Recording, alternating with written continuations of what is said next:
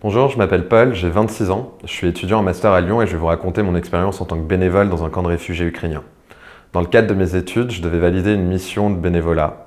Ça faisait depuis le début du conflit que je voulais aider pour la cause ukrainienne, mais je ne savais pas exactement comment. Après en avoir parlé avec des membres de Judaïsme en Mouvement, on m'a recommandé l'association israélienne Hashomer Hatzair. C'est une association qui a été créée il y a 100 ans et qui mène des actions humanitaires partout dans le monde.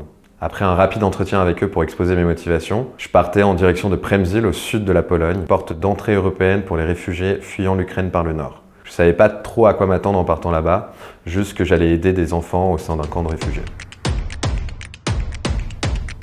Au sein d'un ancien supermarché, différentes associations aident les réfugiés ukrainiens. Les anciennes boutiques ont été remplacées par des dortoirs avec des lits de camp pouvant accueillir une centaine de personnes chacune. D'autres étaient transformées en pharmacie, en infirmerie. Un des couloirs était réservé pour les stands des pays accueillant des réfugiés ukrainiens. Il y avait la France, l'Allemagne, l'Italie, mais il y avait aussi la Corée du Sud ou encore le Japon. C'est ici que les réfugiés se rendaient pour remplir les formulaires nécessaires à leur immigration. En moyenne, une famille reste entre 3 et 7 jours avant de trouver leur prochaine destination. L'une des boutiques a été transformée en centre aéré et gérée par Hashomer Hatzair. On accueillait les enfants pour la journée pendant que leurs parents faisaient les démarches administratives nécessaires à leur immigration. Les enfants étaient âgés de 5 à 18 ans et venaient de toute l'Ukraine. On accueillait les enfants de moins de 12 ans à partir de 9 h jusqu'à 16 h. Pour les occuper, on avait monté un atelier Arts and Craft avec confection de bracelets, on faisait des dessins ou encore des parcours d'obstacles ou des karaokés. À midi, les enfants regardaient un film pendant que nous prenions notre déjeuner à la cafétéria avec les autres réfugiés.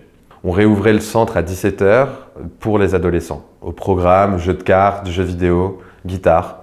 On dormait dans un hôtel situé à 10 minutes à pied du centre où toute l'équipe partageait un repas avant de débriefer de la journée.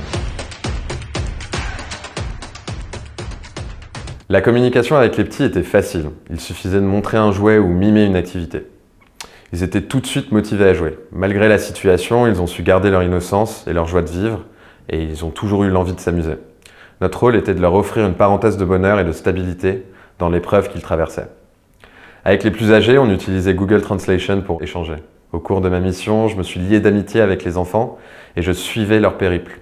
Tous les jours, il y avait des enfants qui couraient me voir pour m'annoncer que leur famille avait trouvé un pays d'accueil. Un sentiment de joie les prenait, une joie d'enfin être en sécurité et un soulagement de ne plus craindre le lendemain. Mais on pouvait déceler une certaine amertume.